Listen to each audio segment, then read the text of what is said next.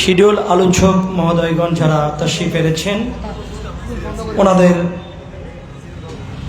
ধারাবাহিক তাফসির চলবে ইনশাআল্লাহ। এখন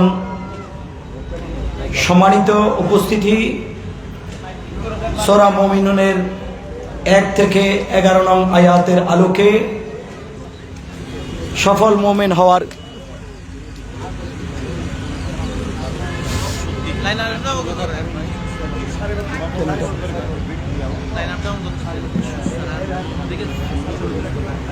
তুলছি।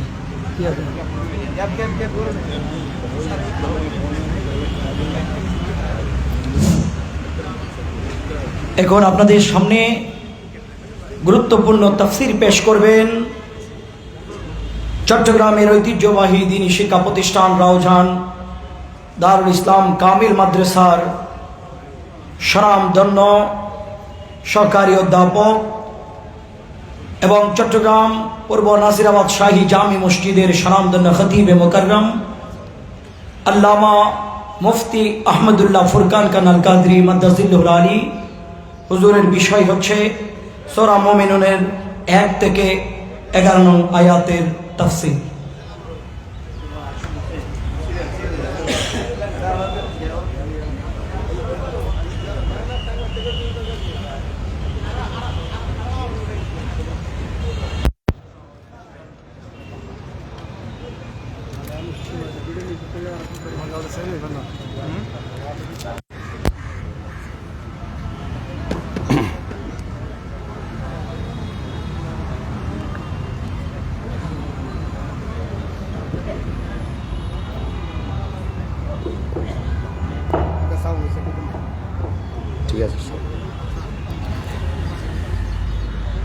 السلام عليكم ورحمة الله وبركاته.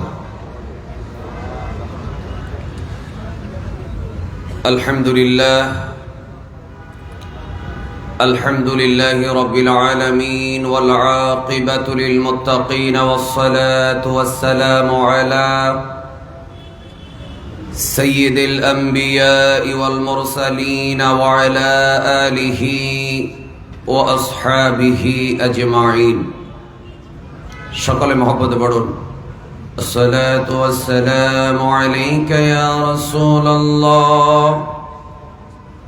الصلاة والسلام عليك يا حبيب الله. الصلاة والسلام عليك يا شفيع المذنبين. الصلاة والسلام عليك يا رحمة للعالمين وعلى آلك وأصحابك يا رحمة للعالمين. أما بعد فقد قال الله تعالى في كلامه المجيد والفرقان الحميد: أعوذ بالله من الشيطان الرجيم. بسم الله الرحمن الرحيم. قد أفلح المؤمنون. صدق الله مولانا العظيم وصدق رسوله النبي الحبيب الكريم. إن الله وملائكته يصلون على النبي يا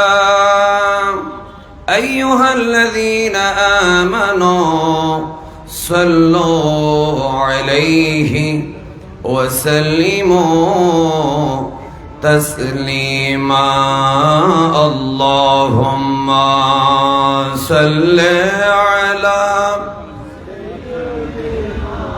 مولانا محمد وعلى آل سيدنا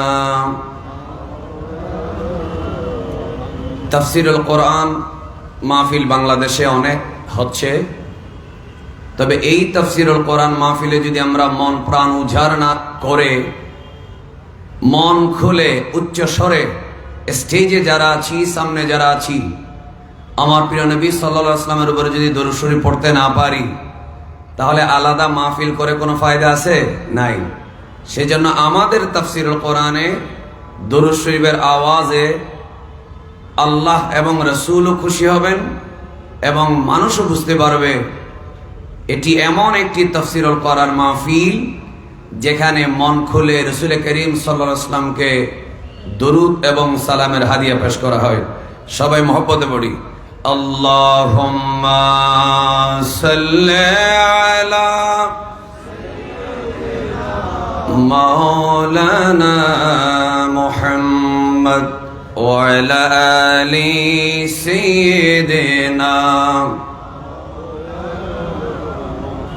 এরজা খুদা साहिब कुरान है मद्दाह हुजूर, तुझसे कब मुमकिन है फिर मिदहत रसूलुल्लाह की।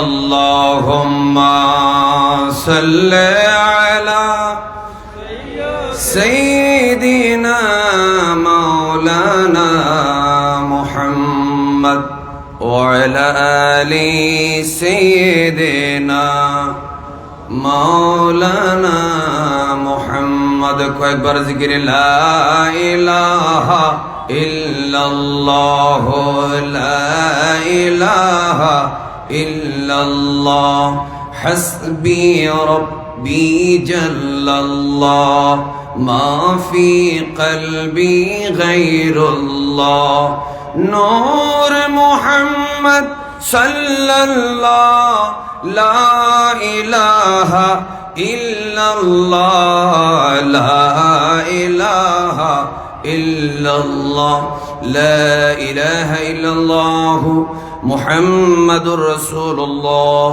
सल्लल्लाहु अलैहि वसल्लम। अंजुमाने खुद्दामुल मुस्लिमीन কর্তৃক আয়োজিত 2 দিন ব্যাপী ঐতিহাসিক তাফসীরুল কোরআন মাহফিলের সমাপনী দিবসের সদরে জলসা সম্মানিত সভাপতি, উপস্থিত মাশায়েখে তরিকত, উলামায়ে কেরাম, মুহাদ্দিসিনে কেরাম, অতিথিবৃন্দ, মঞ্চে উপবিষ্ট মেহমানবৃন্দ, আমার সামনে বসা আশিকানে মুস্তাফা সাল্লাল্লাহু আলাইহি ওয়াসাল্লাম, সবাইকে আন্তরিক সালাম জানাই। আসসালামু আলাইকুম ওয়া রাহমাতুল্লাহি ওয়া বারাকাতুহু। আমার বিষয়বস্তু হলো সূরা মুমিনুন এর 1 থেকে 11 নম্বর আয়াতের আলোকে বর্তমান সময়ের যুবক সহ সর্বস্তরের ঈমানদার মুসলমানদের করণীয়। সূরা মুমিনুন এই সূরাটি হচ্ছে মাক্কি সূরা। রাসূল করিম সাল্লাল্লাহু আলাইহি ওয়াসাল্লাম এর উপরে যখন ওহী নাজিল হতো, আল্লাহ তাআলা রাসূল করিম সাল্লাল্লাহু আলাইহি ওয়াসাল্লামের উপরে যখন ওহী নাজিল করতেন, তখন আমার নবীজির চেহারা মোবারকে, কপাল মোবারকে মুক্তার দানার মতো ঘাম মোবারক দেখা যেত এবং রাসূল করিম সাল্লাল্লাহু আলাইহি ওয়াসাল্লামের জবান থেকে মৌমাছির গুনগুনানির মতো আওয়াজ শোনা যেত। তো আল্লাহ তাআলা বলছেন, কাদ আফলাহাল মুমিনুন, ঈমানদাররা সফল হয়েছে অথবা ঈমানদাররা সফল। আমি প্রথমে একটি আয়াত তেলাওয়াত করেছি, সময়ের কারণে আমরা ইনশাআল্লাহ 11টি আয়াতের অনুবাদ এবং মফহুমটা নির্দিষ্ট সময়ের মধ্যে বলার চেষ্টা করব। সবাই একবার মহব্বতে বলেন ইনশাআল্লাহ।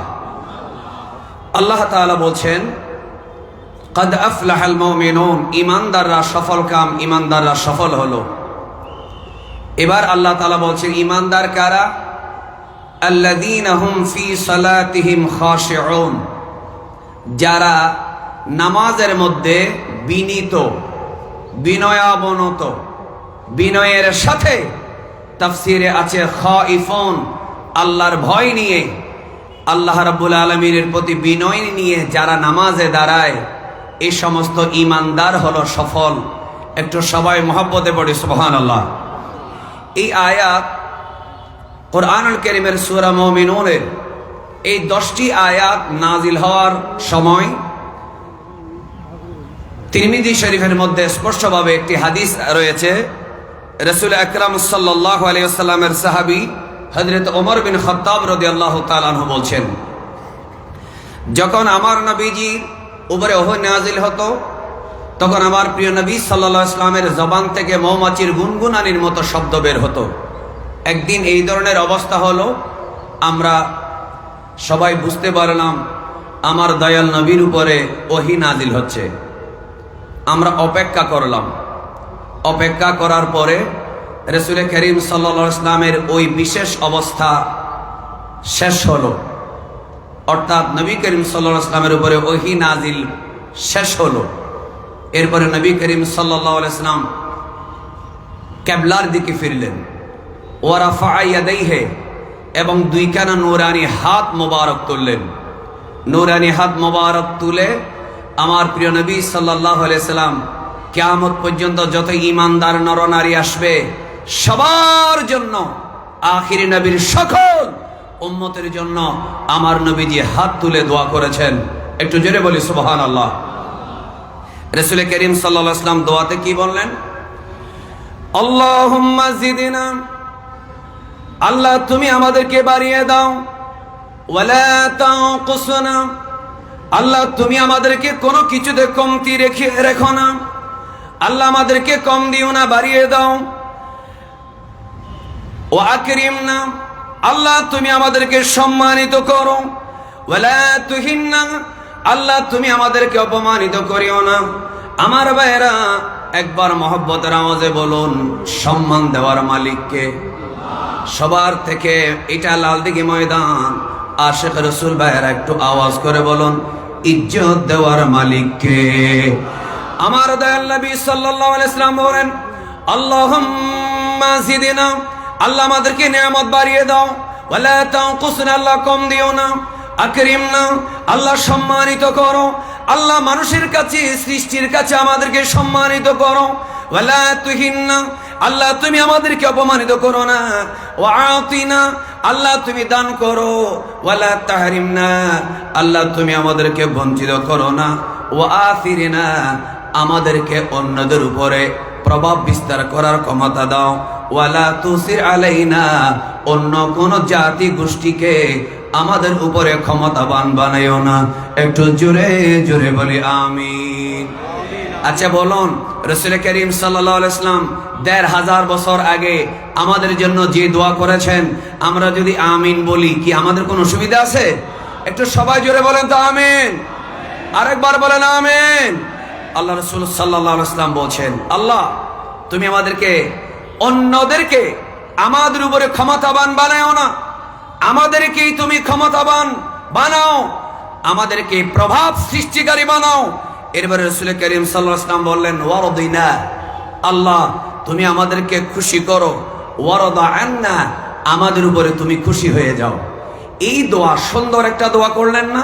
এই দোয়া করা যখন শেষ হলো, এমন সময় রাসূল করিম সাল্লাল্লাহু আলাইহি ওয়াসাল্লাম দোয়া শেষ করলেন, সাহাবায়ে কেরাম আমিন বললেন। এরপরে আমার প্রিয় নবী সাল্লাল্লাহু আলাইহি ওয়াসাল্লাম সাহাবীদের দিকে ফিরলেন। সাহাবীদের মনের মধ্যে একটা প্রশ্ন, রাদিয়াল্লাহু তাআলা আনহুম, ওনাদের মনে প্রশ্ন, কোন আয়াত, কোন ওহীটা নাজিল হলো, একটু আমাদের নবী আমাদেরকে, রাসূল করিম সাল্লাল্লাহু আলাইহি ওয়াসাল্লাম বলবেন, আমরা জানবো। আমার দয়াল নবী সাল্লাল্লাহু আলাইহি ওয়াসাল্লাম সাহাবীদের দিকে ফিরে কি বললেন জানেন? আমার নবীজি বললেন, উনজিলা আলাইয়া আশরু আয়াত, আমার উপরে কোরআনের এমন 10টি আয়াত নাজিল হয়েছে, মান আকামাহুন্না দাখালাল জান্নাহ, কোন মানুষ যদি এই 10টি আয়াতের উপরে আমল করে, এই 10টি আয়াতের চরিত্রে নিজেকে রাঙাতে পারে, এই 10টি আয়াতের হুকুম নিজের সমাজে, রাষ্ট্রে ব্যক্তিগতভাবে ব্যবহার করতে পারে, আমার দয়াল নবী বলেন দাখালাল জান্নাহ, অবশ্যই সে জান্নাতি হবে। একটু জোরে বলি সুবহানাল্লাহ। রাসূল করিম সাল্লাল্লাহু আলাইহি ওয়াসাল্লাম এই কথাটি বলেছেন। এরপরে আমার নবী সাল্লাল্লাহু আলাইহি ওয়াসাল্লাম সাহাবীদেরকে শোনাই দিলেন। কি শোনালেন? আল্লাহর নবী সাল্লাল্লাহু আলাইহি ওয়াসাল্লাম বললেন কাদ আফলাহাল মুমিনুন, ঈমানদাররা সফল হয়ে গেল। আমার ডানে বামে উলামায়ে কেরাম, আমার ডানে বামে মাশায়েখে তরিকত, আমার সামনে বসা আশিকানে রাসূল, আপনাদের সবাইকে জোরে জোরে বলি, আমরা কি ঈমানদার? এই বিষয়ে আমাদের কোনো সন্দেহ আছে? আওয়াজ করে বলেন, কোনো সন্দেহ আছে? এবার আমার ভাইরা, ঈমান কি এটা আমরা নিজের থেকে ব্যাখ্যা করার দরকার নেই। বর্তমান সময়ে দেখা যায় একদল লোক, আল্লাহ কোরআনে বলেন ইন্নামাল মুমিনুনা ইখওয়া, নিশ্চয়ই সমস্ত ঈমানদাররা হলো একজন অপরজনের ভাই। আর বর্তমান সময়ে তাফসীরুল কোরআন মাহফিলে কোরআন সামনে নিয়ে বলা হয় যে শুধুমাত্র লা ইলাহা ইল্লাল্লাহ বলবে সে হলো আমার ভাই। আসলে আমার ভাইরা, লা ইলাহা ইল্লাল্লাহ বললে সে আমার ভাই হতে পারে না। আমাদের ঈমানের যে কালেমা, এই কালেমাতেই হলো বলুন লা ইলাহা ইল্লাল্লাহু মুহাম্মাদুর রাসূলুল্লাহ। বলেন সাল্লাল্লাহু আলাইহি ওয়াসাল্লাম। আমি আপনাদের কাছে একটা আওয়াজ চাই, দেখি আওয়াজ করে বলুন, কেউ যদি লা ইলাহা ইল্লাল্লাহ বলে, আল্লাহ ছাড়া কোনো ইলাহ নাই বলে, মুহাম্মাদুর রাসূলুল্লাহ সাল্লাল্লাহু আলাইহি ওয়াসাল্লাম না বলে, সে কি ঈমানদার হতে পারবে? সবার আওয়াজ চাই। আমার স্টেজের আমার ভাইয়ারা, আমার এখানে সিনিয়র আলেম ওলামা আছেন, উস্তাদের বয়সী মানুষ আছেন, আলেমরা যদি সহযোগিতা করেন, সামনের থেকে যদি আওয়াজ পাই, তাহলে কথাগুলো বলতে নিজেরও ভালো লাগবে, আপনাদেরও শুনতে ভালো লাগবে। বলুন শুধু লা ইলাহা ইল্লাল্লাহ, আল্লাহর শাহাদা, আল্লাহর সাক্ষ্য যদি কেউ দেয়, জোরে বলুন, সে কখনো ঈমানদার হতে পারবে? আল্লাহ বলছেন কাদ আফলাহাল মুমিনুন, ঈমানদাররা সফল। ঈমানদার দুনিয়াতেও সফল, ঈমানদার কবরেও সফল, ঈমানদার আখিরাতে সফল। ঈমানদারদের জন্য আল্লাহ আটকানা জান্নাত তৈরি করেছে। কিন্তু ঈমানদার কারা, এটা আমাদের জানার দরকার আছে না নেই? এজন্য ভাইরা আমার, বুখারী শরীফ, মুসলিম শরীফ সহ সিহাসিত্তার কিতাবে, প্রায় কিতাবে এই হাদিসটা আছে। হযরতে জিবরাইল আলাইহিস সালাম একদিন, আমি লম্বা হাদিস বলবো না, শুধু ঈমান কি ইসলাম কি এই দুইটা টুকরা বলবো। জিবরাইল আলাইহিস সালাম আমার নবীর দরবারে মানুষের সূরতে আসলেন। সুবহানাল্লাহ বলবেন না? মানুষের সূরতে আসলেন। এসে রাসূল করিম সাল্লাল্লাহু আলাইহি ওয়াসাল্লামকে জিজ্ঞেস করলেন, ইয়া রাসূলুল্লাহ মাল ইসলাম, ইসলাম কি? ইসলাম কি যখন জিজ্ঞেস করলেন, আমার প্রিয় নবী সাল্লাল্লাহু আলাইহি ওয়াসাল্লাম বললেন শাহাদাতু আল্লা ইলাহা ইল্লাল্লাহু ওয়া আন্নী রাসূলুল্লাহ। এটা ইবনে মাজাহ শরীফের ইবারত। একটু মহব্বতে পড়বেন না সুবহানাল্লাহ। আমার নবী বললেন ইসলাম হলো লা ইলাহা ইল্লাল্লাহ এবং আমি রসুলকে, অর্থাৎ মুহাম্মাদুর রাসূলুল্লাহ সাল্লাল্লাহু আলাইহি ওয়াসাল্লাম, এটা স্বীকার করা, এটা হলো ইসলাম। আমি দীর্ঘ হয়ে যাবে এজন্য সংক্ষেপ করছি। তাহলে বলুন, কেউ যদি মুহাম্মাদুর রাসূলুল্লাহ সাল্লাল্লাহু আলাইহি ওয়াসাল্লাম না বলে, সবাই বলুন, সে কি মুসলমান হতে পারবে? সবাই বলেন না, মুসলমান হতে পারবে? তাহলে বোঝা গেল ইসলামের জন্য প্রথম শর্ত হলো লা ইলাহা ইল্লাল্লাহ, বলেন না মুহাম্মাদুর রাসূলুল্লাহ সাল্লাল্লাহু আলাইহি ওয়াসাল্লাম। এবার দ্বিতীয় নম্বর, হযরতে জিবরাইল বললেন ইয়া রাসূলুল্লাহ মাল ঈমান। তখন আমার প্রিয় নবী সাল্লাল্লাহু আলাইহি ওয়াসাল্লাম বললেন আতুমিনা বিল্লাহি ওয়া মালাইকাতিহি ওয়া কুতুবিহি ওয়া রুসুলিহি ওয়াল ইয়াউমিল আখিরি ওয়াল কদরি খাইরিহি ওয়া শাররিহি মিনাল্লাহি তাআলা। একটু জোরে জোরে বলেন আল্লাহু আকবার। তাহলে বোঝা গেল ইসলাম কাকে বলে। জিজ্ঞেস যখন করা হলো, তখন আমার নবী বললেন ইসলাম হলো সর্বপ্রথম আল্লাহ এক, এটা সাক্ষী দেওয়া, মুহাম্মাদুর রাসূলুল্লাহ সাল্লাল্লাহু আলাইহি ওয়াসাল্লামের সাক্ষী দেওয়া। আর ঈমান কি?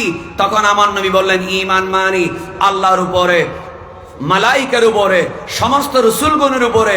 সমস্ত রাসূলগণের সরদার হচ্ছেন আমার আপনার প্রিয় নবী, দু জাহানের বাদশা নবী, কামলিওয়ালা নবী মুহাম্মাদুর রাসূলুল্লাহ সাল্লাল্লাহু আলাইহি ওয়াসাল্লাম।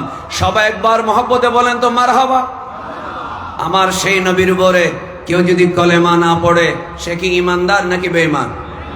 কেউ নবীর উপরে বিশ্বাস না করলে তাকে মুসলমান বলার কোনো সুযোগ নেই, মুমিন বলার সুযোগ নেই। তাহলে আলেম ওলামারা, একটা সাধারণ মানুষ ইউনিভার্সিটির প্রফেসর হতে হবে না, আলেম মুফতি মুহাদ্দিস হওয়ার দরকার নেই। সাধারণ একজন মানুষকে যদি বলা হয় লা ইলাহা ইল্লাল্লাহ বললো, মুহাম্মাদুর রাসূলুল্লাহ সাল্লাল্লাহু আলাইহি ওয়াসাল্লাম বললো না, সে বলবে কাদিয়ানীরাও তো লা ইলাহা ইল্লাল্লাহ বলে, কাদিয়ানীকে আমরা কখনো মুসলমান হিসেবে মানতে পারি না। আহলে কোরআন আমরা মুসলমান মানতে পারি না।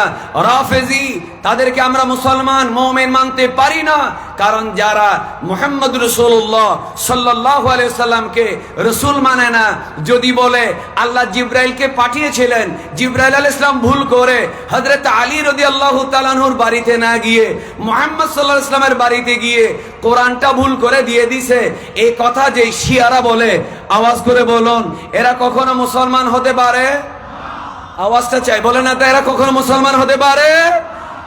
ছদ্মবেশী এই ধরনের মুসলমান সমাজে অনেক মুনাফিক লুকিয়ে আছে, যারা বলে আমার প্রিয় নবী সাল্লাল্লাহু আলাইহি ওয়াসাল্লামের কাছে আল্লাহ কোরআন পাঠাই নাই, পাঠিয়েছিলেন হযরত আলী রাদিয়াল্লাহু তাআলা আনহুর কাছে। ভুল করে জিবরাইল আমার নবীর বাড়ি চিনে নাই, হযরত আলীর বাড়ি চিনে নাই, মুহাম্মদ সাল্লাল্লাহু আলাইহি ওয়াসাল্লামের কাছে নিয়ে গেছে। তাহলে বোঝা গেল লা ইলাহা ইল্লাল্লাহর সাথে মুহাম্মদুর রাসূলুল্লাহ বলেন সাল্লাল্লাহু আলাইহি ওয়াসাল্লাম যে বলবে সে হচ্ছে ঈমানদার মুমিন। আল্লাহ আমাদেরকে ঈমানের সাথে দুনিয়া থেকে যাওয়ার তৌফিক দেখ, আমিন বলেন। এরপর আল্লাহ তাআলা বলছেন বড় চমৎকার, আল্লাযীনা হুম ফি সালাতিহিম খাশিউন। আমি মুমিনের পরিচয় এতটুকুতে রাখলাম। দ্বিতীয় নম্বর আয়াত আল্লাহ বলছেন ঈমানদার মুমিন সফল কাম তারা যারা বিনয়ের সাথে নামাজ পড়ে। বলুন, আল্লাহর ভয় অন্তরে রাখার দরকার আছে না নেই? মহব্বতের আওয়াজে বলেন, ভয় অন্তরে রাখা দরকার আছে। নামাজে অনেকে বসেছেন, তাফসীরের মধ্যে স্পষ্টভাবে রয়েছে খাশিউন মানে খাইফুন, যারা আল্লাহকে ভয় করে। এরপরে তাফসীর ইবনে কাসিরের মধ্যে বলা হলো খাফাদু আবসারহুম ইলা মাওদি'i সুজুদিহিম। উলামায়ে কেরামের দৃষ্টি আকর্ষণ করছি, আপনারা যদি সহযোগিতা করেন তাহলে আমার কথা বলতে ভালো লাগবে। খাফাদু আবসারহুম ইলা মাওদি'i সুজুদিহিম, যারা নামাজ পড়ার সময় তারা দৃষ্টিটা সিজদার জায়গার মধ্যে দৃষ্টি নিবন্ধ রাখে, তারাই হলো বিনয়ী। অনেক মানুষ আছে দেখা যায় নামাজে দাঁড়াইলো, কতক্ষণ বাড়ির ছাদের দিকে দেখে, কতক্ষণ ডান দিকে দেখে, কতক্ষণ বাম দিকে দেখে। এমন অনেক মানুষও আছে যারা মাঝখানে, নামাজের মাঝখানে মোবাইল আছে কিনা পকেটে চেক করে, মানি ব্যাগটা ঠিক আছে কিনা দেখে, জোতার বাক্সের মধ্যে জোতা আছে কিনা দেখে। আর আমার আল্লাহর তাআলা বলছেন আল্লাযীনা হুম ফি সালাতিহিম খাশিউন, আল্লাহকে কোন মতে বুঝ দেওয়ার জন্য শুধু নামাজে দাঁড়াইলে হবে না। খাফাদু, তোমার চোখকে তুমি ওই নিচে রাখবে, আবসারহুম দৃষ্টিকে অবনত রাখবে, ইলা মাওদি'i সুজুদিহিম সিজদার দিকে দৃষ্টি রাখবে, অন্তরের ভিতরে আল্লাহ তাআলার ভয় রাখবে। আল্লাহ তাআলা আমাদেরকে আল্লাহর ভয় এবং নামাজের যতগুলো নিয়ম কানুন আছে আরকান আহকাম পালন করে নামাজ পড়ার আল্লাহ রাব্বুল আলামিন আমাদের সবাইকে তৌফিক দান করুন, জোরে বলুন আমিন। এরপর আল্লাহ তাআলা কুরআনুল কারীমের ৩ নম্বর আয়াতে সূরা মুমিনুনে বলছেন ওয়াল্লাযীনা হুম আনিল লাগবি মুরিদুন, যারা অনর্থক কথা থেকে, অনর্থক কাজ থেকে নিজেকে বিরত রাখে।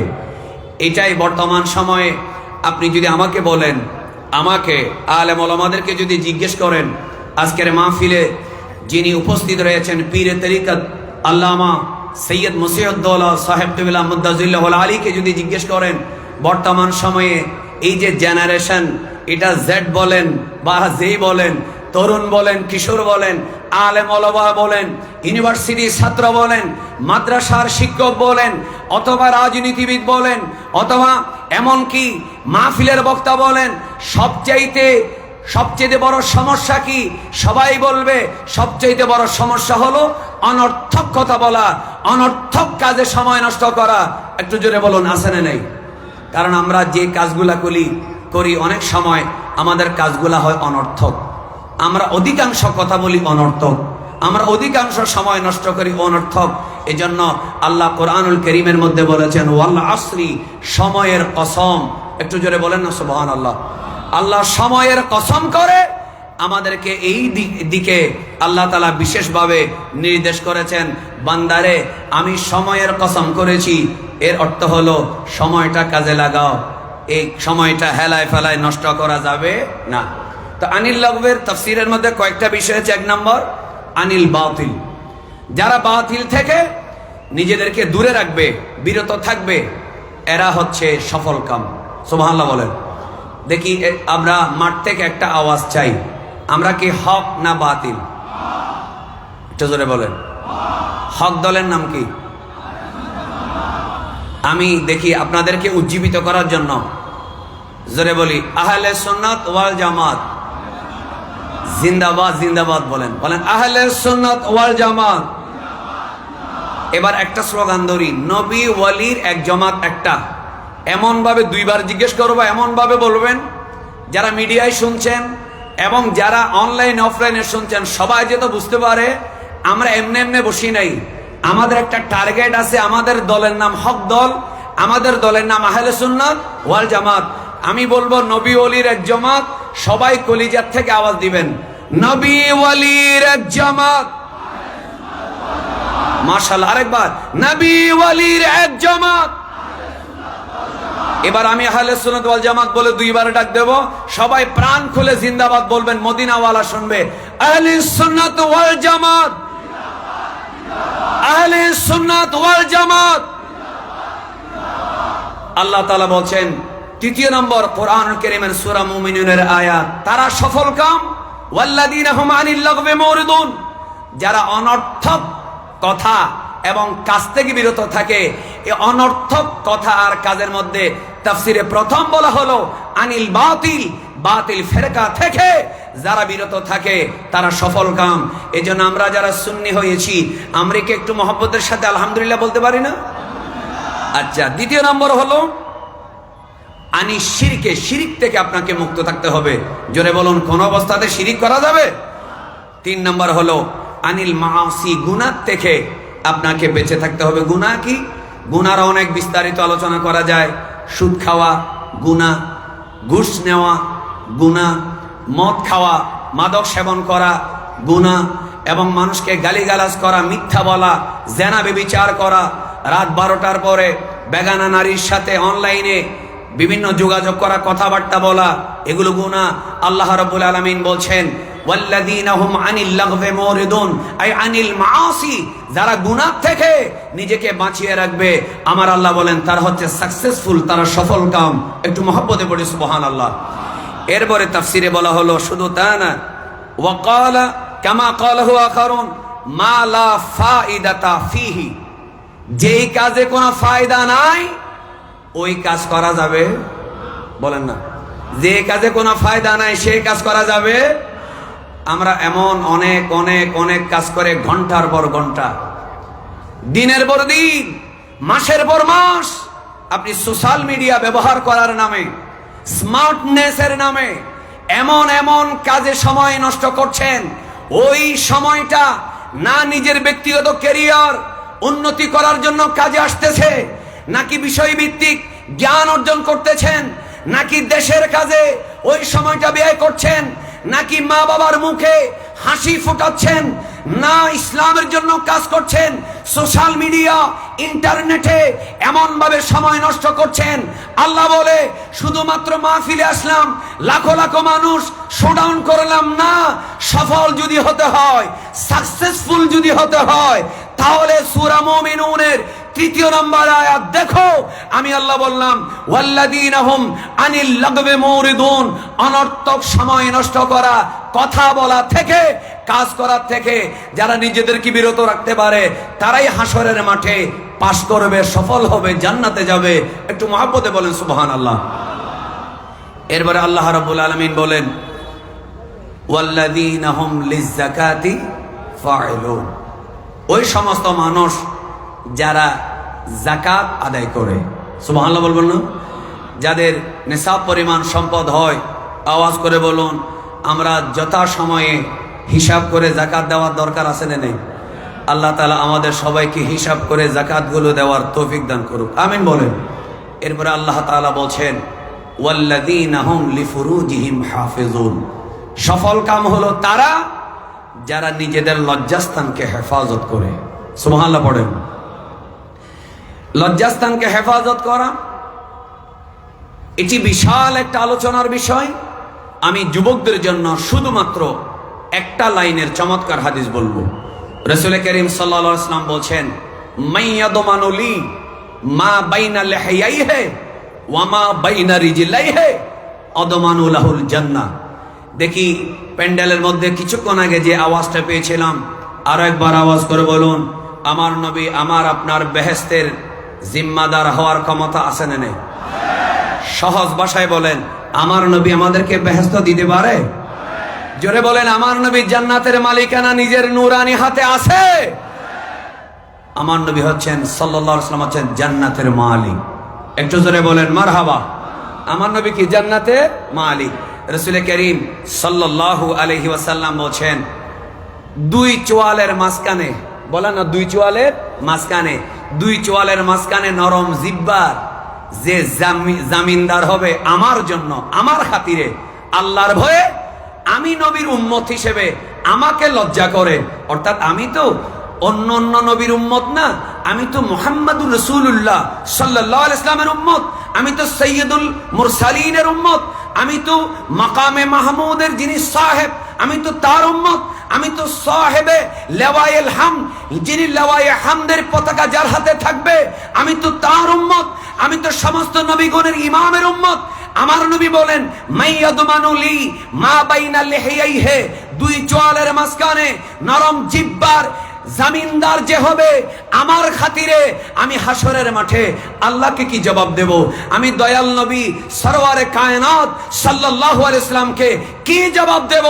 এই কথা চিন্তা করে দুই চোয়ালের মাঝখানের জিহ্বাকে যে নিয়ন্ত্রণ করতে পারবে, ওয়ামা বাইনা রিজলাইহি, দুই পায়ের মাঝখানে লজ্জাস্থান যে নিয়ন্ত্রণ করতে পারে, আমার নবী বললেন, আদমানু লাহুল জান্নাহ, আমি তার জন্য জান্নাতের জামিনদার হয়ে যাব। একটু মহব্বতে বলবেন না সুবহানাল্লাহ? এই জন্য সবাই মহব্বতের আওয়াজ একবার বলুন, আমরা রাসূল করিম সাল্লাল্লাহু আলাইহি ওয়াসাল্লামের সাথে জান্নাতে যাইতে চাই কি চাই না? আর একবার বলেন, আমরা নবীর সুপারিশ চাই? বলেন, আমরা নবীজির সুপারিশ চাই? দরুদ শরীফ পড়েন একবার মহব্বতে, আল্লাহুম্মা সাল্লি মাওলানা মুহাম্মদ ওয়া আলা আলি।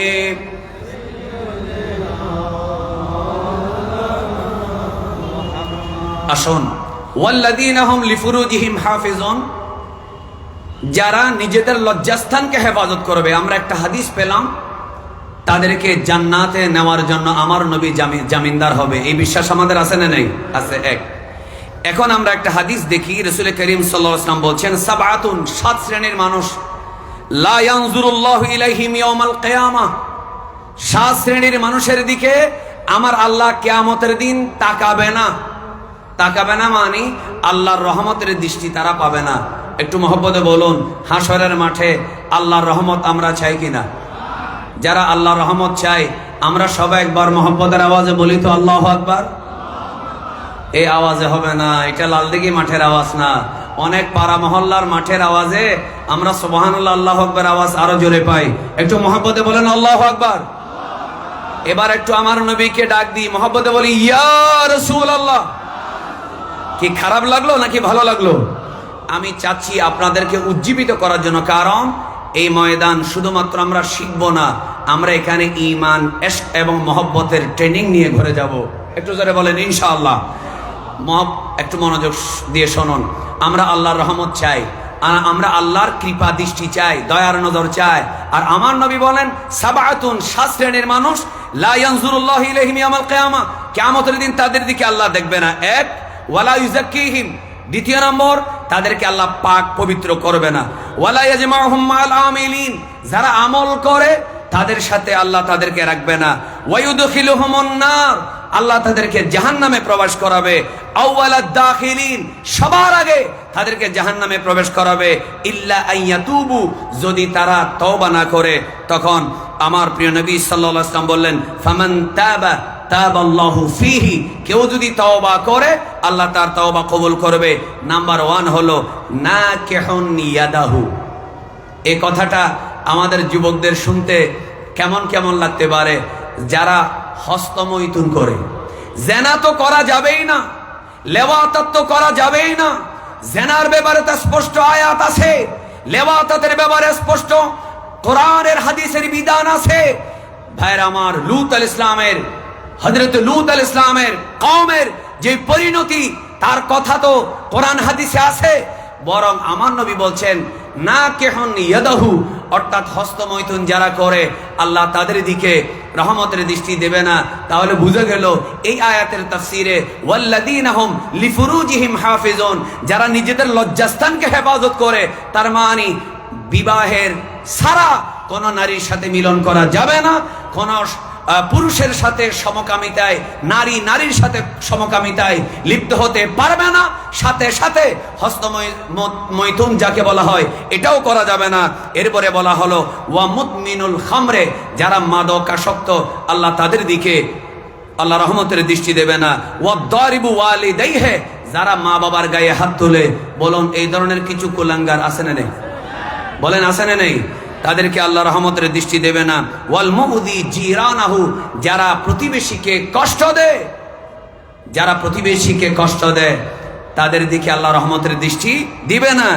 ইয়ালআনুহু, প্রতিবেশী হয়তো মুখে লানত করলো অথবা মুখে লানত করে নাই, কিন্তু প্রতিবেশীর কষ্টের কারণে হয়তো জায়গা এক বিগত এক হাত দখল করে ফেলেছে, অথবা তাদের উপরে নির্যাতন করা হচ্ছে, অন্তর থেকে লানত এসে গেছে। এরপরে বলা হলো ওয়ান্নাকিহু হালিলাতা জারিহি, প্রতিবেশীর স্ত্রীর সাথে যে পরকিয়া করে আল্লাহ তার দিকে রহমতের দৃষ্টি দিবে না, সে জাহান্নামে যাবে। একটু সবাই জোরে বলেন নাউজুবিল্লাহ। বলেন এই সমস্যা বর্তমানে কমে গেছে না বেড়ে গেছে? আপনাদের আওয়াজ চাই, জোরে বলেন কমে গেছে না বেড়ে গেছে? বর্তমান সময়ে শুধু গ্রামে নয়, চট্টগ্রাম শহরে, ঢাকা শহরে, আধুনিক বড় বড় শহরে যখন মানুষ মনে করে আমরা আধুনিক হয়ে গেলাম, আমরা শিক্ষিত হয়ে গেলাম, আমাদের দেশ উন্নত হয়ে গেল, আমরা সামনের দিকে এগিয়ে যাচ্ছি, খোদার কসম করে বলি নিজেদেরকে তারা নিজেদেরকে উন্নত মনে করে, স্মার্ট মনে করে, উচ্চবিত্ত মনে করে, শিক্ষিত মনে করে, পয়সাওয়ালা মনে করে, কিন্তু অন্তরের দিক থেকে, কলবের দিক থেকে, ঈমান আমলের দিক থেকে, তাকওয়ার দিক থেকে এত বেশি নিচে নেমে গেছে। পরকীয়ার কারণে সমাজে ডিভোর্স, তালাক, বিবাহ বিচ্ছেদ বলুন কমে গেছে না বেড়ে গেছে? আমার দয়াল নবী সরওয়ারে কায়নাত সাল্লাল্লাহু আলাইহি ওয়াসাল্লাম বলেন ওয়ান্নাকিহু হালিলাতা জারিহি, তার মানে হলো আযানি হালিলাতা জারিহি, প্রতিবেশীর বিবাহ করা স্ত্রীর সাথে যে জেনা করে আল্লাহ রাসূল সাল্লাল্লাহু আলাইহি ওয়াসাল্লাম বলেন আল্লাহ কিয়ামতের ময়দানে তার দিকে দৃষ্টি দিবে না। এজন্য আল্লাহ রাব্বুল আলামিন আমাদের সবাইকে এই ধরনের অপকর্ম থেকে, এই সামাজিক ভয়াবহ ব্যাধি থেকে আল্লাহ তাআলা আমাদের সবাইকে হেফাজত করুন। সবাই জোরে বলেন আমিন। একটা হাদিস শরীফ আমি আপনাদেরকে শোনাতে চাই। এটা সুনানে আবু দাউদ 4800 নম্বর হাদিস। রাসূল করিম সাল্লাল্লাহু আলাইহি ওয়াসাল্লাম বলেন আনা যাঈমুন বিবাইতিন ফি রাবাদিল জান্নাহ। এখানে আরেকটা হাদিস শুনুন। তাফসীর দুই ধরনের আছে। কেউ কেউ কোরআন সামনে নিয়ে ইউদিল্লু বিহি কাসীরা, আছে না নেই? অর্থাৎ মানুষকে পথভ্রষ্ট করে, নিজে পথভ্রষ্ট হয়। আবার কিছু তাফসীর আছে ওয়াহদি বিহি কাসীরা, যারা নিজেও হেদায়েত পায়, মানুষকে হেদায়েত করে। আওয়াজ করে বলুন আহলে সুন্নাত ওয়াল জামাতের উলামায়ে কেরামের তাফসীরের মধ্যে নবীর প্রেমের খুশবু আছে না নাই? এত আস্তে বললে হবে, জোরে বলেন আছে না নাই? এজন্য ভাইরা আমার, আমি আপনাদেরকে বলছি ওয়াল্লাযীনা হুম লিফুরুজিহিম হাফিজুন, এই আয়াতের তাফসীর করতে দিলে বন্ড, ফাসিক, মুনাফিক বক্তারা মুমিন কথা বলবে, বিভিন্ন নায়ক নায়িকার নাম নিয়ে কথা বলবে, বিভিন্ন অশ্লীল কথা বলবে, কিন্তু হক্কানি মুফাসসির যারা মাদ্রাসায় তাফসীর পড়েছে, যারা মাদ্রাসায় কামিল ক্লাসে ফাজিলের তাফসীর পড়ানোর যোগ্যতা রাখে, এরা মুমির নাম নিবে না। কারণ হাদিস কখন বলবে? হাদিস বলতে গেলেই তো ঘন্টার পর ঘন্টা চলে যাবে। তাহলে বোঝা গেল যারা তাফসীর করতে গিয়ে, অশ্লীলতার বিরুদ্ধে করতে গিয়ে বিভিন্ন নায়ক নায়িকার বর্ণনা দেয়, সিনেমার ডায়লগ দেয়, জোরে বলুন এগুলো কি আলেম না ফাসেক? সবাই একসাথে বলেন আলেম না ফাসেক? এই ধরনের ফাসেকের ওয়াজ শোনা যাবে? বলে না ফাসেকের তাফসীর শোনা যাবে না? শুনুন, আমরাও এই ধরনের কথা বলতে পারি মানুষকে খুশি করার জন্য, তরুণদেরকে উজ্জীবিত করার জন্য, নিজের ফ্যান ফলোয়ার বানানোর জন্য। কিন্তু ভাইরা আমার, আমি আল্লাহর দেওয়া আমানত, রাসূল করিম সাল্লাল্লাহু আলাইহি ওয়াসাল্লামের দেওয়া আমানত, এর বাস্তবায়ন করার জন্য কোরআন সামনে নিয়ে সূরা আবু দাউদ শরীফের 4800 নম্বর হাদিস আপনাদেরকে শোনাচ্ছি। আরো একবার আমরা উচ্চ কণ্ঠে বলি, আমার দয়াল নবী সাল্লাল্লাহু আলাইহি ওয়াসাল্লাম মানুষকে বেহেশত দিতে পারে কি পারে না? এবার এই হাদিসটা শোনেন। রাসূল করিম সাল্লাল্লাহু আলাইহি ওয়াসাল্লাম বলছেন, আনা যাইমুন বিবাইতিন ফি রাবাদিল জান্নাহ।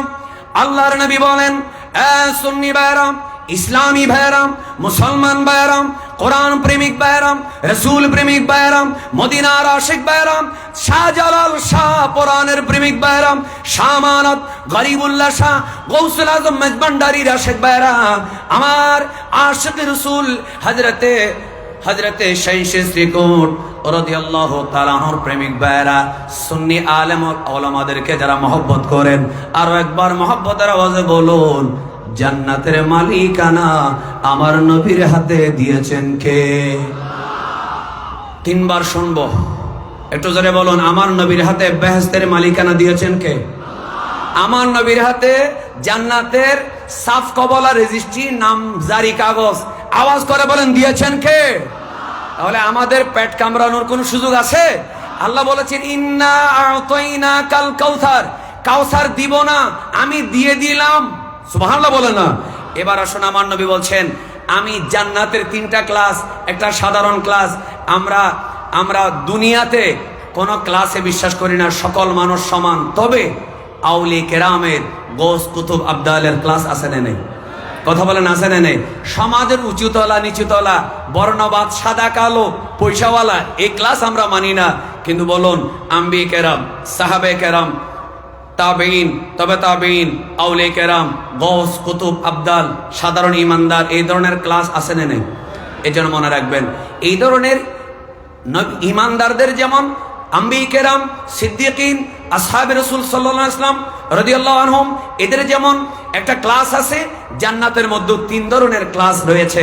আমার নবী বলেন, 3টা জান্নাতের জামিনদার আমি রাসূল হব। যেমন হাদিসটা শুনেন, রাসূল করিম সাল্লাল্লাহু আলাইহি ওয়াসাল্লাম বলেন, আনা যাইমুন বিবাইতিন ফি রাবাদিল জান্নাহ, জান্নাতের সীমান্তের ভিতরে সাধারণ জান্নাতের একটা ক্লাস আমি রাসূলুল্লাহ সাল্লাল্লাহু আলাইহি ওয়াসাল্লাম ওই মানুষের জন্য বরাদ্দ দিয়ে দেব, লিমা তারাকাল মিরাআ ওয়া ইন কানা মুহিক্কান, হকের উপরে অটল থাকার পরেও, সত্যের উপরে অটল থাকার পরেও, নিজে সত্যের উপরে অবিচল থাকার পরেও, যে আপন ভাইয়ের সাথে, ইমানদারের সাথে তর্কে লিপ্ত হয় না, ঝগড়া করে না, আমি নিজে জামিনদার হইয়া জান্নাতের একটা সাধারণ ক্লাস আমি আমার উম্মতের জন্য আমি জামিনদার হয়ে যাব।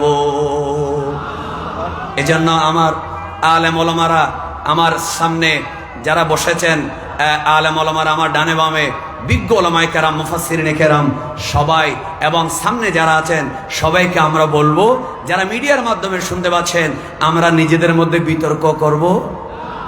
বলেন না সবাই, আমরা নিজেদের মধ্যে বিতর্ক করব? বিতর্কের বিষয় আসলে যথাসম্ভব বিতর্ক পরিহার করা, এটা ইমানদার আলামত, এটা হক দলের আলামত। আপনি যখন বাতিলের বিরুদ্ধে, আমার একজন ওস্তাদ আল্লামা মুফতি আব্দুল ওয়াজেদ মুদ্দাজিল্লাহুল আলী, আল্লাহ হুজুরের হায়াত দারাজ করুন, ক্লাসের মধ্যে বলেছিলেন, আমার সহপাঠী মাওলানা ইকবাল হোসেন আল কাদেরী, উনি বলবেন, ক্লাসে বলেছিলেন, হে আমার ছাত্ররা, যখন তোমরা ময়দানে যাবে বাতিল ফেরকার বিরুদ্ধে, নাস্তিকের বিরুদ্ধে, ইহুদি নাসারা মুশরিকদের ষড়যন্ত্রের বিরুদ্ধে, গোস্তাখে রাসূলের বিরুদ্ধে বাঘের মতো গর্জন দিবা, আর সুন্নি আলেম ওলামা পীর মাশায়েখের সামনে নিজে বিড়ালের মতো বিনয়ী হয়ে থাকবে। একটু জোরে বলেন না সুবহানাল্লাহ। এই কথার মধ্যে শিক্ষা আছে না নেই? অথচ আমরা কি করি? সারা বছর টাইম লাইনে ওয়াহাবিবাদ, মওদুদিবাদ, রাফেজিবাদের বিরুদ্ধে কোনো কথা নাই, শুধু নিজেদেরকে নিয়ে কামড়াকামড়িতে ব্যস্ত। এজন্য আমি বলতে বাধ্য হচ্ছি, আমি আপনাদের কাছে বিনয়ের সাথে ক্ষমা চাই। হ্যাঁ, কেউ যদি সুন্নি বেশ ধারণ করে, সুন্নি ঘরানার হয়ে বাতিল ফিরকার আকীদা পোষণ করে, তার বিরুদ্ধে বলিষ্ঠ প্রতিবাদ যারা করে, এই ধরনের কয়েকজনের নাম আমি বলছি না, আপনারা জানেন, আমি তাদেরকে অ্যাপ্রিসিয়েট করি, অন্তর থেকে আমি তাদেরকে তারহিব করি, ধন্যবাদ জানাই। কিন্তু একবার মহব্বতের সাথে বলুন, নিজের ইমানি ভাইয়ের সাথে ভালোবাসার সম্পর্ক রাখার দরকার আছে না নেই? এত আস্তে বললে আলোচনা হবে না, জোরে বলেন আছে না নাই? বলেন, নিজেদের ঘরের মধ্যে মারামারি করা যাবে? নিজেদের মধ্যে বিতর্ক করা যাবে না। আল্লাহ রাসূল সাল্লাল্লাহু আলাইহি ওয়াসাল্লাম বলেন, সাধারণ একটা জান্নাতের কামরা আমি তাকে দেব যে বিতর্ক পরিহার করে। 2 নাম্বার, ওয়া বিবাইতিন ফি ওয়াসাতিল জান্নাহ, বেহেশতের মাঝামাঝি মানের কামরা। সুবহানাল্লাহ বলবেন না? বেহেশতের মাঝামাঝি মানের একটা কামরার দায়িত্ব আমি দেব, আমি নিব উম্মতের জন্য। কে? লিমা তারাকাল কিযবা ওয়া ইন কানা মাযিহান, ঠাট্টা করেও মোবাইলের মধ্যেও, সোশ্যাল মিডিয়ায়ও, এমনকি ফেসবুকে লাইক কমেন্ট শেয়ার পাওয়ার জন্য মস্করা করে, জোকস করে, কমেডি করে, মানুষকে আনন্দ দেওয়ার জন্য কখনো যেই ব্যক্তি মিথ্যা কথা বলে না, একেবারে মস্করা করেও যে কখনো মিথ্যা কথা বলে না, আমার দয়াল নবী সরওয়ারে কায়নাত সাল্লাল্লাহু আলাইহি ওয়াসাল্লাম বলেন, জান্নাতের মাঝামাঝি শ্রেণীর একটা জান্নাতের জামিনদার আমি নিজে হয়ে আমার উম্মতকে দিয়ে দেব। একটু জোরে জোরে বলি সুবহানাল্লাহ। এবার 3 নম্বর, আল্লাহ রাসূল সাল্লাল্লাহু আলাইহি ওয়াসাল্লাম বলেন, ওয়া বিবাইতিন ফি আলাল জান্নাহ, এবার জান্নাতের টপ ফ্লোর আছে না নেই? কথা বলেন, জান্নাতের টপ ফ্লোরে কে থাকবে? আমার দয়াল নবী মুহাম্মদুর রাসূলুল্লাহ সাল্লাল্লাহু আলাইহি ওয়াসাল্লাম। কে থাকবে? রাসূল করিম সাল্লাল্লাহু আলাইহি ওয়াসাল্লামের সাহাবায়ে কেরাম। কে থাকবে? ইমাম হাসান, ইমাম হোসেন। একটু জোরে বলবেন না সুবহানাল্লাহ? আচ্ছা বলুন, জান্নাতের টপ ফ্লোর, উচ্চ শ্রেণীর যে জান্নাত, যেখানে আমার নবী থাকবেন, যেখানে ইমাম হাসান হোসেন রাদিয়াল্লাহু তাআলা আনহুমা থাকবেন, যেখানে খোলাফায়ে রাশিদিন থাকবেন, সাহাবায়ে কেরাম থাকবেন, গৌসুল আজম দস্তগীর থাকবেন, খাজা গরিব নওয়াজ থাকবেন, আওয়াজ করে বলুন, আমরা সেই বেহেশতে একটুখানি জায়গা চাই কি চাই না? আওয়াজটা হয়নি, বলেন চাই কি চাই না? আমার নবী বলেন, আমি আমার উম্মতকে চাইলে টপ ফ্লোরে আমার উম্মতকে দায়িত্ব নিয়ে জামিনদার হয়ে সেখানে স্থান বরাদ্দ দেওয়ার ক্ষমতা আল্লাহ আমাকে দিয়েছেন। আবু দাউদ শরীফ, আল্লাহ রাসূল সাল্লাল্লাহু আলাইহি ওয়াসাল্লাম বলেন, লিমান হাসানা খুলুকাহু, ইয়া রাসূলুল্লাহ ইয়া হাবিবাল্লাহ, কোন মানুষকে আপনি আপনার সাথে জান্নাতে রাখবেন, সাহাবায়ে কেরামের সাথে জান্নাতে রাখবেন, উচ্চ শ্রেণীর জান্নাতের ক্লাসে, ইয়া রাসূলুল্লাহ আপনি কাকে স্থান দিবেন? আমার দয়াল নবী সাল্লাল্লাহু আলাইহি ওয়াসাল্লাম বলেন, যে নিজের চরিত্র হেফাজত করেছে, নিজের লজ্জাস্থানকে হেফাজত করেছে, যে নিজের চরিত্র সুন্দর করেছে, আমি ওই উম্মতকে, আমি রাসূলুল্লাহ সাল্লাল্লাহু আলাইহি ওয়াসাল্লাম নিজের সাথে রাখবো। একটু জোরে জোরে বলে সুবহানাল্লাহ, আর একটু মহব্বতে বলেন না সুবহানাল্লাহ। এরপর আল্লাহ তাআলা বলছেন এই বিষয়টা, আর সামনে যাচ্ছি না, ওয়াল্লাযীনা হুম লিফুরুজিহিম হাফিজুন, যারা লজ্জাস্থানকে হেফাজত করে, তবে ইল্লা আলা আজওয়াজিহিম, হ্যাঁ তারা লজ্জাস্থান, কারণ আল্লাহ পাক পুরুষকে, যারা নারী পুরুষ তাদের মধ্যে জৈবিক চাহিদা আছে না নেই? কথা বলেন, আছে না নেই? জৈবিক চাহিদা আছে, সেটা মেটানোর জন্য আল্লাহ তাআলা বৈধ পন্থা দিয়েছেন। এই জন্য আল্লাহ তাআলা বলেন ইল্লা আলা আজওয়াজিহিম, হ্যাঁ সে তার লজ্জাস্থান ব্যবহার করতে পারে নিজের স্ত্রীর কাছে, আও মা মালাকাত আইমানুহুম, অথবা তাদের মালিকানায় যে নারী, আগে ইসলামের প্রাথমিক যুগে যেই নারীদেরকে কিনে আনা হতো, তাদেরকে সাথী স্ত্রীর মতো ব্যবহার করা বৈধ ছিল। কিন্তু বর্তমান সময়ে আপনি 1000 কোটি টাকা দিয়ে যদি কারো কোন একটা মেয়েকে টাকা দিয়ে কিনে আনেন, তার সাথে স্ত্রীর মতো সংসার করা যাবে? কথা বলে করা যাবে? যাবে না। তা আল্লাহ তাআলা কোরআন কারীমে বড় চমৎকার করে বলছেন, ইল্লা আলা আজওয়াজিহিম আও মা মালাকাত আইমানুহুম ফাইন্নাহুম গায়রু মালুমিন। এরপর আল্লাহ বলছেন ফামানি বিতাগা ওয়ারা যালিকা, স্ত্রীর উপরে সন্তুষ্ট না হয়ে এরপরে যদি অন্য কিছু করার চেষ্টা করে, বলুন এই ধরনের মানুষ আছে না নেই? স্ত্রী স্বামীর উপরে সন্তুষ্ট না, স্বামী স্ত্রীর উপরে সন্তুষ্ট না, শুধুমাত্র চরিত্র নষ্ট হওয়ার কারণে, রুচি বিকৃত হওয়ার কারণে অন্য নরনারীর দিকে দেখে। আল্লাহ তাআলা আমাদেরকে এই ধরনের বদভ্যাস থেকে হেফাজত করুক। জোরে বলেন আমিন। ফামান ইবতাগা ওয়ারাআ যালিকা ফাউলাইকা হুমুল আদুন। যারা নিজের স্ত্রীর উপরে সন্তুষ্ট না হয়ে, নিজের স্বামীর উপরে সন্তুষ্ট না হয়ে পরনারী পরপুরুষের প্রতি আসক্ত হয়, আকৃষ্ট হয়, তারা হচ্ছে সীমা লঙ্ঘনকারী। এরপর আল্লাহ তাআলা কি বলেন? ওয়াল্লাযীনা হুম লিআমানাতিহিম ওয়া আহদিহিম রাউন। ওই সমস্ত মানুষ যারা নিজেদের আমানত এবং ওয়াদা রক্ষা করে। একটু জোরে বলুন, ওয়াদা রক্ষা করা এটা কিসের আলামত? ইমানদারের আলামত। আর ওয়াদা খেলাফ করা কার আলামত? একটু জোরে বলো না, কিসের আলামত? মুনাফিকের আলামত। এখানে আমি আরেকটা কথা বলতে বাধ্য হচ্ছি, সম্ভবত মাগরিবের আগে, আমার একটা ধারণা আর কি, মাগরিবের আগে সম্ভবত আর কাউকে দিবে না, সে কারণে আমি এই আজান শুরু হওয়ার আগে ইনশাল্লাহ আমি শেষ করে দেবো, অথবা আমাকে যদি আপনারা সিগন্যাল দেন আমি শেষ করে দেবো, ঠিক আছে ইনশাল্লাহ? আজান পর্যন্ত ইনশাল্লাহ। একটু জোরে বলেন ইনশাআল্লাহ। তো রাসূল করিম সাল্লাল্লাহু আলাইহি ওয়াসাল্লাম বলছেন, মুনাফিকের কিছু আলামত আছে। নাম্বার 1, ইদা হাদ্দাথা কাযাবা। যখন কথা বলে মিথ্যা বলে। আচ্ছা বলুন, কোরআন সামনে নিয়ে মিথ্যা কথা বলে এই ধরনের একটা বক্তা আছে না নেই? একটা নাকি অনেক? এই দলের নাম আমরা নিচ্ছি না, ওই নাপাক বাটফারের নামও আমরা নিচ্ছি না, কিন্তু এই শব্দটা বলাটা ঠিক হয়নি, কিন্তু বাধ্য হয়ে বলছি। যারা কোরআন সামনে নিয়ে অনর্গল মিথ্যা কথা বলতে পারে, বলুন তাদের ওয়াজ শোনা জায়েজ আছে? রাসূল করিম সাল্লাল্লাহু আলাইহি ওয়াসাল্লাম যখন 40 বছর পর্যন্ত নিজেকে প্রকাশ করেন নাই, তামাম সৃষ্টি পয়দা হওয়ার আগের থেকে যিনি নবী ছিলেন, আদম আলাইহিস সালাম সৃষ্টি হওয়ার আগের থেকে নবী ছিলেন, তিনি 40 বছর পরে তিনি যখন নবুয়ত প্রকাশ করলেন তখন, আচ্ছা ঠিক আছে ইনশাআল্লাহ আমরা আমাদের আলোচনা শেষের দিকে নিয়ে যাচ্ছি। বলুন আমরা মুনাফিক হতে চাই না। আল্লাহ তাআলা প্রিয় নবী সাল্লাল্লাহু আলাইহি ওয়াসাল্লাম বলেন, ইদা হাদ্দাথা কাযাবা। যখন কথা বলে মিথ্যা বলে। বলেন ইমানদার না মুনাফিক? সবাই একসাথে বলেন। তাহলে তাদের গালের মধ্যে মোটামুটি একটা পাদুকাঘাত, শুদ্ধ করে বলতেছি, পাদুকাঘাত, পাদুকা এটা শুদ্ধ ভাষা তো, সাংবাদিকরা খুশি হয়ে যাবে, শিক্ষিত মানুষরা। তাদের গালের মধ্যে পাদুকাঘাত আমরা দিচ্ছি।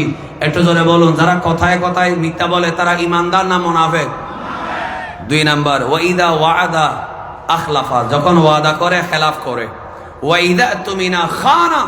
যখন কোনো কিছু আমানত রাখা হয় তখন তারা খেয়ানত করে। আর আমার আল্লাহ বলেন, ওয়াল্লাযীনা হুম লিআমানাতিহিম ওয়া আহদিহিম রাউন।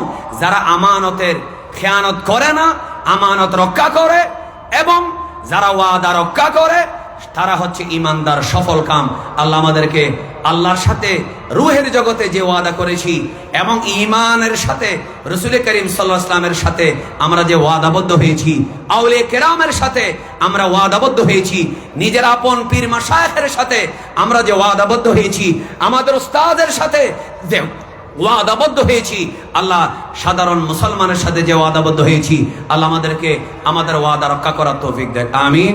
আল্লাহ তাআলা যে সংক্ষেপে আলোচনা হলো, এই আলোচনার উপরে আমাদের সবাইকে আমল করার তৌফিক দান করুক। আমিন। আর মুনাফিকের আরেকটা আলামত, ওয়াইদা খাসামা ফাজারা। যখন ঝগড়া করে অশ্লীল কথা বলে। আর যারা ঝগড়া ছাড়া কোরআন সামনে নিয়ে অশ্লীল কথা বলে তারাও মুনাফিক। আর ছোট মুনাফিক নয়, বড় মুনাফিক। আল্লাহ মুনাফিকদের কোরআন এর ওয়াজ শোনার থেকে সুন্নি মুসলমান, সাধারণ মুসলমান, আউলিয়া কেরামের প্রেমিক, তরিকতপন্থী, শরীয়তপন্থী মুসলমানদেরকে আল্লাহ হেফাজত করুক। ওয়ামা আলাইনা ইল্লাল বালাগ। আল্লাহ পাক এই মাহফিলকে আবাদুল আবাদ জারি রাখুন।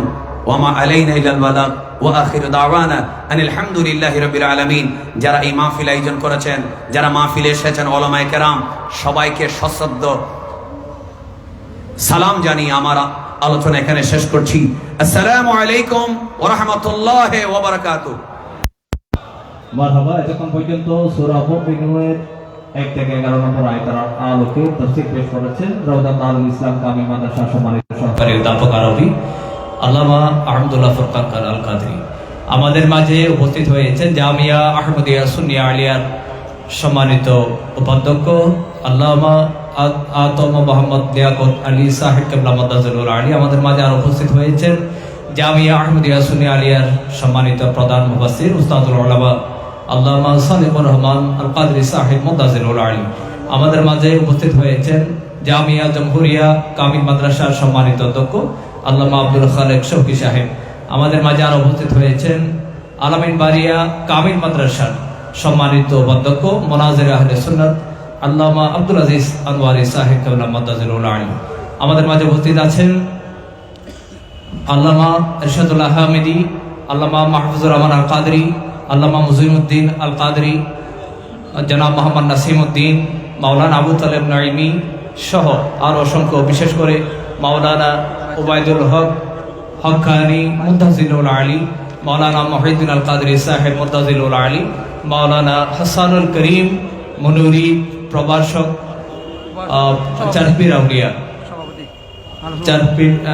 মীর মোহাম্মদ হাসানুল করিম মনুরি সভাপতি আহলে সুন্নাত ওয়াল জামাত হাটহাজারী উপজেলা এবং চারপির আউলিয়া ফাজিল মাদ্রাসার প্রভাষক মাওলানা হাসানুল হক নঈমী মুদ্দাজিলুল আলী এবং আমাদের মাঝে উপস্থিত হয়েছেন গহিরা আলিয়া মাদ্রাসার সম্মানিত শাইখুল হাদিস ফকিহ মুফতি আল্লামা ইব্রাহিম হানাফি মুদ্দাজিলুল আলী সহ আমাদের জামিয়া আহমদিয়া সুন্নি আলিয়া সম্মানিত মুহাদ্দিস আল্লামা মীর মোহাম্মদ আলাউদ্দিন আল কাদরি সাহেব এবং আমাদের মাঝে আরো উপস্থিত হয়েছেন আন্তর্জাতিক খ্যাতিসম্পন্ন মুফাসসির কুরআন আল্লামা আবু সুফিয়ান আবেদি আল কাদরি সাহেব আমাদের মাগরিবের সময় উত্তরসন্ন এর আগে আমরা আরেকজন বিদগ্ধ বক্তার বক্তব্য শুনবো শুভেচ্ছা বক্তব্য নিয়ে আসছেন উস্তাদুল উলামা জামিদুল রাজবিয়া ফাজিল মাদ্রাসার সাবেক সফল অধ্যক্ষ আল্লামা আহমদ হুসাইন আল কাদরি সাহেব কেবলা মাদ্দাজিলুল আলী এরপরে আজান হবে নামাজ হবে এরপরে আল্লামা আবু সুফিয়ান আবেদি আল কাদরি সাহেব বক্তব্য রাখবেন এরপরে আমাদের বিষয়ভিত্তিক তাফসীর নিয়ে আসবেন আল্লামা আবুল হাসান মাহমুদ ওয়াই রিজভী এবং আব্দুল আজিজ আনওয়ারি সাহেব সহ অসংখ্য উলামায়ে কেরাম আমাদের মাঝে তাশরীফ ফরমায়েছেন তারা বক্তব্য রাখবেন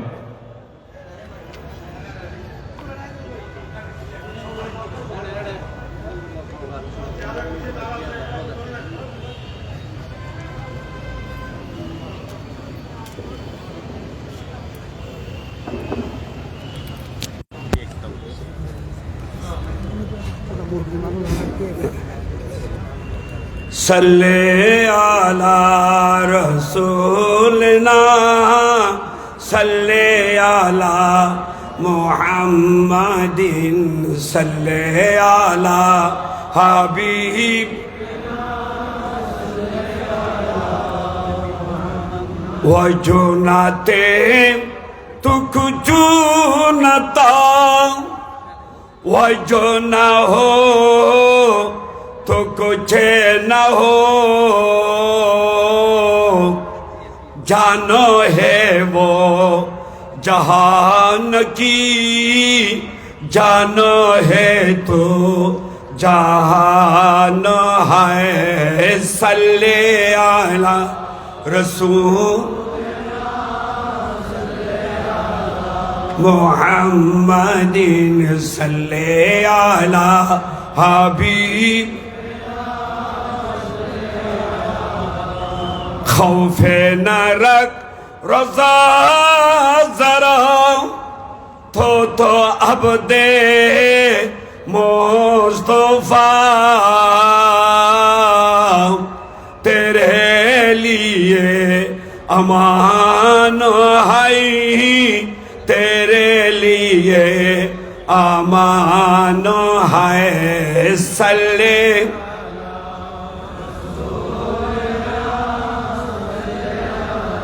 मुहम्मदिन सल्ले आला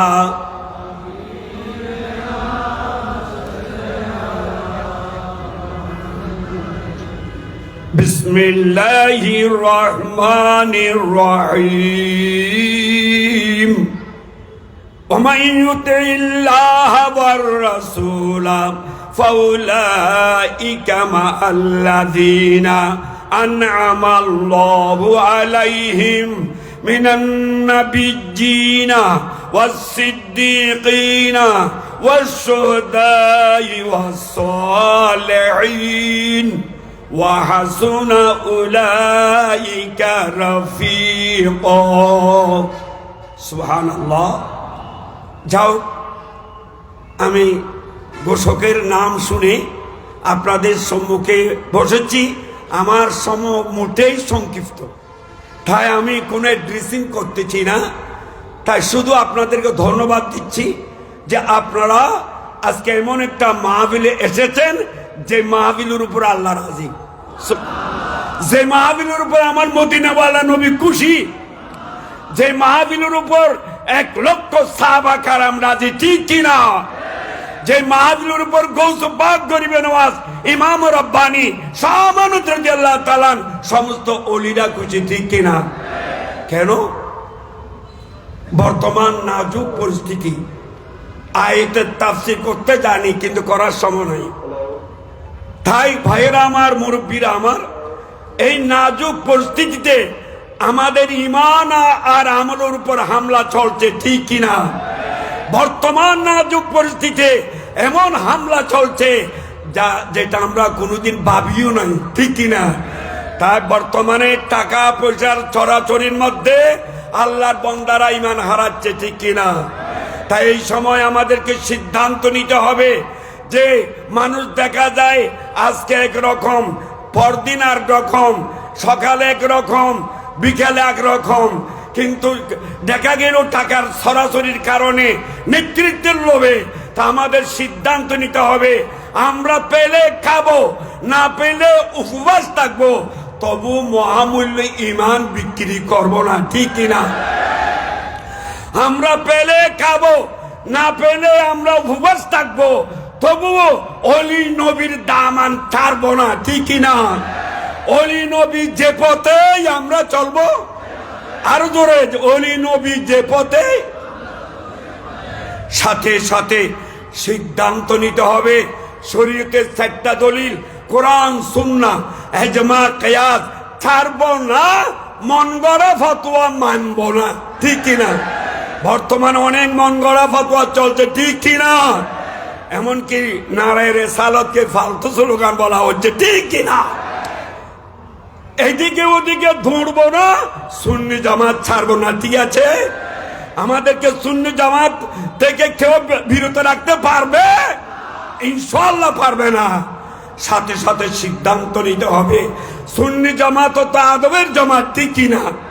আমরা আল্লাহর শানও বেয়াদবি করব না, আমরা নবীর শানও বেয়াদবি করব না, আমরা সাহাবাদের শানও বেয়াদবি করব না, আমরা ওলিদের শানও বেয়াদবি করব না, আমরা মুরব্বী এবং মুরব্বী আলেমদের সামনে বেয়াদবি করব না, বিশেষ করে আব্বা আম্মার সাথে বেয়াদবি করব না। কারণ মা বাপ যে ঘরে আছে মনে করতে হবে হানায় কাবা তার ঘরে আছে, ঠিক কিনা? কিন্তু বর্তমান বেয়াদবির যুগ চলছে, ঠিক কিনা? সুন্নি আলেমদেরকে মাদ্রাসা থেকে বের করে দেওয়া হচ্ছে, ঠিক কিনা? সুন্নি খতিবদেরকে বাইর করে দেওয়া হচ্ছে, মুয়াজ্জিনদেরকে বের করে দেওয়া হচ্ছে, পদত্যাগ পত্রের মধ্যে জোর জবরদস্তি করে সাক্ষাৎ নেওয়া হচ্ছে। এটা আমরা কোনোদিন মানতে পারি? অন্য কোনো দোষ নাই, শুধু একটা দোষ, তারা নাকি সুন্নি। সুন্নিদের এই বাংলাদেশ, ঠিক কিনা? চট্টগ্রাম 12 দেশ, ঠিক কিনা? সারা বাংলাদেশ 360 দেশ, ঠিক কিনা? এটা সুন্নিদের দেশ, ঠিক কিনা? সাথে সাথে সিদ্ধান্ত নিতে হবে, আমরা ইমানের কথা বলি, আমলের কথা বলি। ভাইয়েরা আমার, আমাদের সিদ্ধান্ত নিতে হবে, আমরা ইয়েজিদি মুসলমান না হোসাইনি মুসলমান। তো হোসাইনি আদর্শ দরকার আমাদের আছে কিনা? তাই ভাইয়েরা আমার, সিদ্ধান্ত নিতে হবে যে আমরা গলদেশে চুরি চললো, ইমানের পরে নামাজ ছাড়বো না, ঠিক কিনা? ইমাম হুসাইন রাদিয়াল্লাহু তাআলা ময়দানে কারবালায় গলদেশে চুরি চলছে, তবুও কি নামাজ ছেড়েছে? তাই আমরা নামাজ ছাড়ি নাই, ছাড়বো না, ঠিক কিনা? সাথে সাথে সিদ্ধান্ত নিতে হবে, আমরা কি মুসলমানের ছেলে না খ্রিস্টানের ছেলে? এখন তো মুসলমানের ছেলে হয়ে দুর্গা পূজা হয়ে যাচ্ছে, ঠিক কিনা? মুসলমানের ছেলে হয়ে তাদেরকে ধন্যবাদ দিচ্ছে, ঠিক কিনা? তা আমরা মুসলমানের ছেলে, খ্রিস্টানের ছেলে নয়।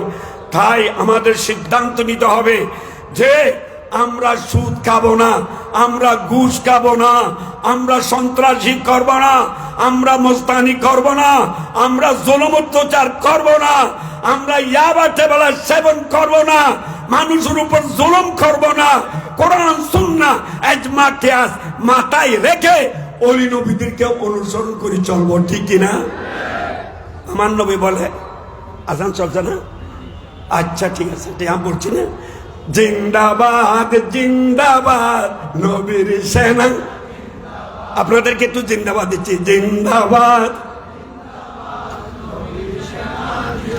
জিন্দাবাদ জিন্দাবাদ। আমল করো নামাজ রোজা কায়েম করো সুন্নিয়াত, জিন্দাবাদ। আল্লাহ আমাদেরকে সুন্নিয়ত কায়েম করার তৌফিক দান করুন। ইনশাআল্লাহ সময় হলে বলবো, আমরা বলতে জানি, কিন্তু আমাদের ভাইদেরকে নওজওয়ানদেরকে আমরা সুযোগ দিচ্ছি। আমরা ৪৫ বছর ওয়াজ করেছি, এখন তাদের ওয়াজ শুনবো, ঠিক কিনা? বেরাহমত ইয়া রহমান। আসসালামু আলাইকুম।